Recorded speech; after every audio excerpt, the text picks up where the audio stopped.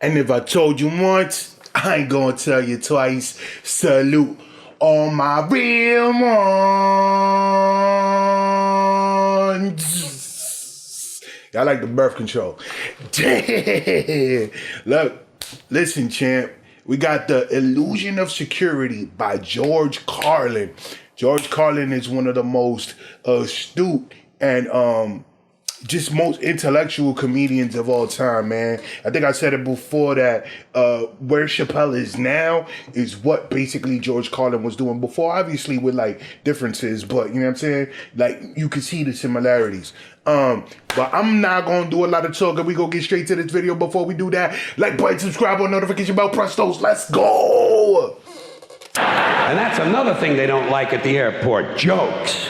You know? Yeah, you can't joke about a bomb. Well, why is it just jokes? What about a riddle? How about a limerick? How about a bomb anecdote? You know, no punchline, just a really cute story. Or suppose you intended the remark, not as a joke, but as an ironic musing. Are they prepared to make that distinction? Why, I think not. Besides, who's to say what's funny? Airport security is a stupid idea, it's a waste of money, and it's only there for one reason, to make white people feel safe. That's all.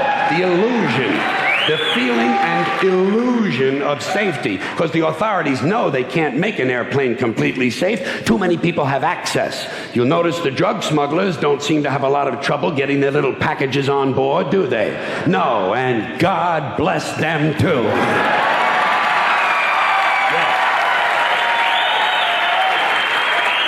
Trying to open your mind, people. An airplane flight shouldn't be completely safe. You need a little danger in your life. Take a fucking chance once in a while, will you? What are you going to do? Play with your prick for another 30 years? What, are you going to read People magazine and eat at Wendy's till the end of time? Take a fucking chance. Besides, even if they made all of the airplanes completely safe, the terrorists would simply start bombing other places that are crowded. Porn shops, crack houses, titty bars, and gangbangs. You know, entertainment venues. The odds of you being killed by a terrorist are practically zero. So I say relax and enjoy the show. You have to be a realist. You have to be realistic about terrorism. Certain groups of... My question is, when did he do this stand-up? Was it before or after 2001? Because obviously, you know, for specific reasons, they was like, we need to tighten security. And the measures that they took, you know, were kind of necessary. So I'm just wondering when he actually made this stand-up, though.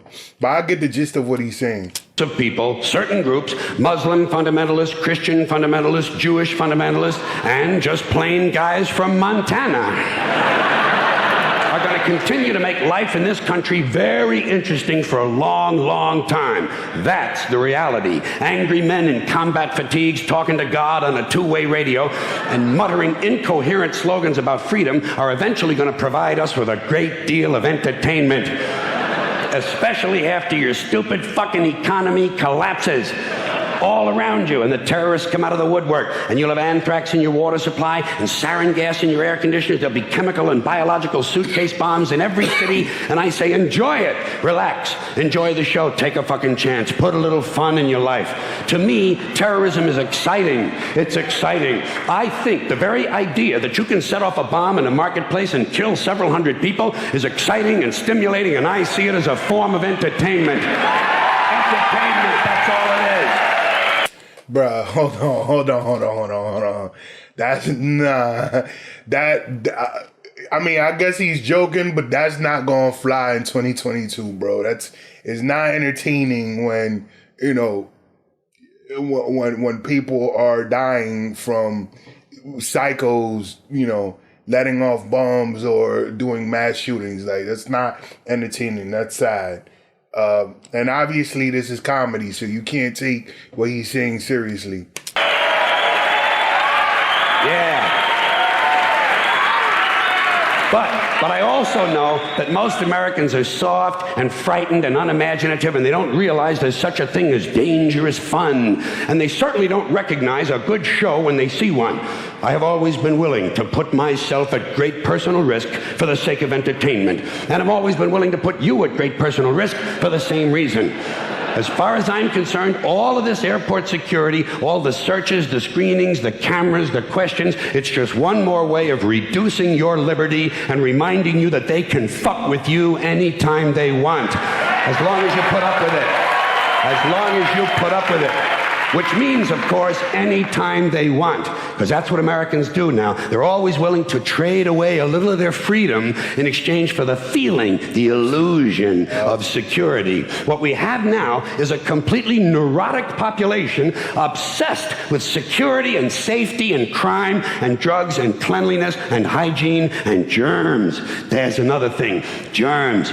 All right, but I mean, I get all of that, but there's reasons why people are so concerned with security. Like nobody, especially as you get older and you have kids, and nobody wants to live in an area where you probably gonna get robbed, or you can't even send your kids to school and without worrying, you know, that something might happen to them, or there might be a drive-by, or there'll be a mass shooting at the Walmart, or you know, somebody might, you know, bomb something. So of course people are concerned with security, but to his point, you know, there's a bunch of things that came out of, you know, the 2001, the World Trade Center, which was that in the aftermath, you know, knowing or unknowingly, we basically, and I say we loosely because I was a kid when this happened, but Americans decide, you know, traded a lot of liberties for a lot of surveillance, a lot of you know, a lot of what the government was saying is, oh, you know, we're gonna make it more secure and homeland defense and this, that, the third. But you know, fast forward 20 years, how many mass shootings has there been? Has that prevented anything from happening over the last, you know, 10, 15 years the way that it has? So the question is, for all the liberties that were traded, has the security been up to par to what we've given up? And most people could say no, and that would be true.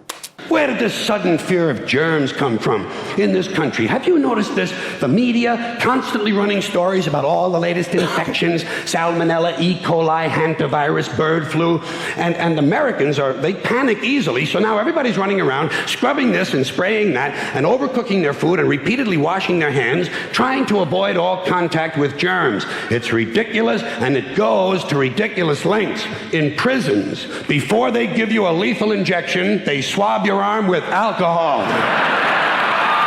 That's crazy. It's true. It's true. It's true. That's crazy. I mean, like, wow. Well, they don't want you to get an infection. And you can see their point. Wouldn't want some guy to go to hell and be sick. It would take a lot of the sportsmanship out of the whole execution. Fear of germs. Why, these fucking pussies. You can't even get a decent hamburger anymore. They cook the shit out of everything now because everybody's afraid of food poisoning. Hey, where's your sense of adventure? Take a fucking chance, will you? You know how many people die in this country from food poisoning every year? 9,000. That's all. It's a minor risk. Take a fucking chance, bunch of goddamn pussies. Besides, what do you think you have an immune system for? It's for killing germs. But it needs practice. It needs germs to practice on. So listen. Yeah. So listen. Yeah, I swear to God, George Carlin. If you kill all the germs around you and live a completely sterile life, then when germs do come along, you're not going to be prepared. And never mind ordinary germs. What are you going to do when some super virus comes along that turns your vital organs into liquid shit? I'll tell you what you're going to do. You're going to get sick, you're going to die, and you're going to deserve it because you're fucking weak and you got a fucking weak immune system. Now, it's crazy because it doesn't matter how long ago this was.